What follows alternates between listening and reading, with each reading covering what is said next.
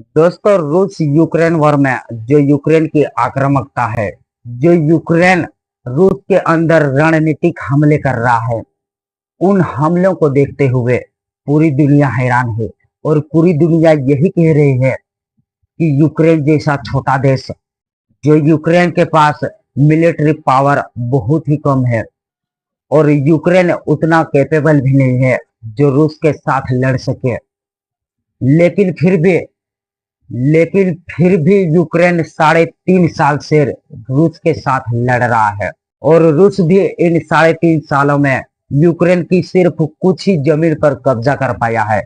और इसलिए पूरी दुनिया हैरान है कि यूक्रेन तो रूस के साथ लड़ने में कैपेबल नहीं है। लेकिन फिर भी लेकिन फिर भी यूक्रेन 3.5 साल से लड़ रहा है और अपनी सुरक्षा कर रहा है। और इसीलिए दोस्तों, डोनाल्ड ट्रंप ने सोशल ट्रूथ पर एक पोस्ट किया है और रूस को एक कागजी शेर कहा है। दोस्तों, डोनाल्ड ट्रंप का मानना है कि अगर यूक्रेन जैसा छोटा देश, उसके ऊपर कोई रियल मिलिट्री पावर उसके ऊपर हमला करती है, तो सिर्फ एक हफ्ते में या फिर एक हफ्ते से भी कम समय में उस छोटे से देश के ऊपर कब्जा कर लेती है। लेकिन रूस ऐसा नहीं कर पाया है। और ये दिखाता है कि रूस कितना कमजोर हो चुका है। और इसलिए डोनाल्ड ट्रंप ने रूस को कागजी शेर बताया है। और दोस्तों, मुझे भी लगता है कि शायद अब रूस में उतनी ताकत नहीं बची है जितनी ताकत यूएसएसआर के अंदर थी। यूएसएसआर का नाम लेते ही पूरी दुनिया में खौफ खा जाता था। पूरी दुनिया यूएसएसआर के आगे नतमस्तक थी और रूस के आगे कोई टिक भी नहीं पाता था उस टाइम। रूस यानी कि मैं यूएसएसआर की बात कर रहा हूं। लेकिन दोस्तों, जब से यूएसएसआर टूटा है, तब से शायद रूस में उतनी ताकत नहीं बची है जितना यूएसएसआर में था। और इसलिए शायद डोनाल्ड ट्रंप भी ये कह रहा है कि रूस अब सिर्फ कागजी शेर बन चुका है।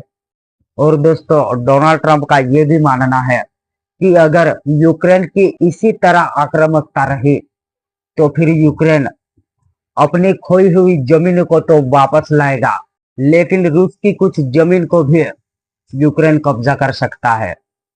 जैसे यूक्रेन रूस के अंदर हमला कर रहा है, अपने छोटे छोटे और सस्ते ड्रोनों से रूस के बड़े बड़े फाइटर जेट को, अरबों खरबों डॉलर के हथियारों को मारकर गिरा रहा है, वैसे ही यूक्रेन रूस के जमीन को भी कब्जा करेगा, ये कहना है डोनाल्ड ट्रंप का।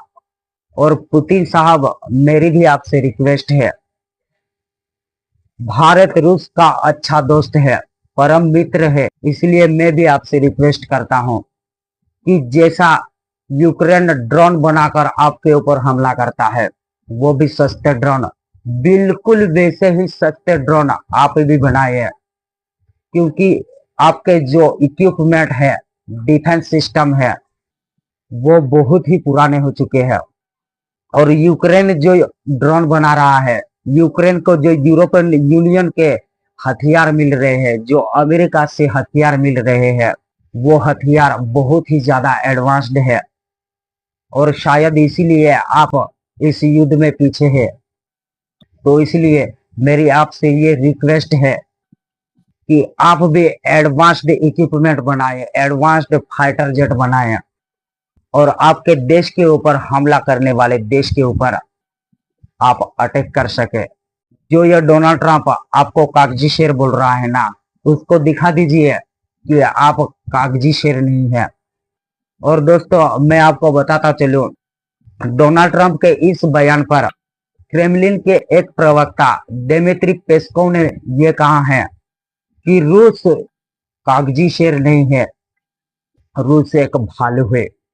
और भालू कागजी भालू नहीं होता है, भालू भालू होता है। यानी कि दिमित्री पेस्कोव का यह कहना है दोस्तों कि रूस में आज भी वो ताकत है जो यूएसएसआर के अंदर थी। चाहे यूएसएसआर आज टूट गया है, लेकिन वो ताकत, वो कुशलता आज भी रूस के अंदर है। ये कहना है दिमित्री पेस्कोव का। और दोस्तों मुझे लगता है कि रूस इस युद्ध को इसलिए लंबा खींच रहा है क्योंकि रूस को यूक्रेन के ऊपर कोई कब्जा नहीं करना।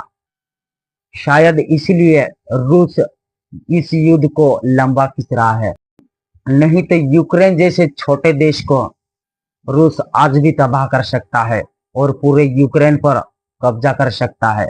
लेकिन शायद रूस यूक्रेन के ऊपर कब्जा नहीं करना चाहता है और इसलिए इस युद्ध को लंबा खींच रहा है, क्योंकि यूक्रेन को ये दिखा सके और बता सके कि अगर तुम रूस के खिलाफ जाओगे तो तुम्हें भुगतना होगा। तो दोस्तों आज की ये वीडियो यहीं समाप्त होती है।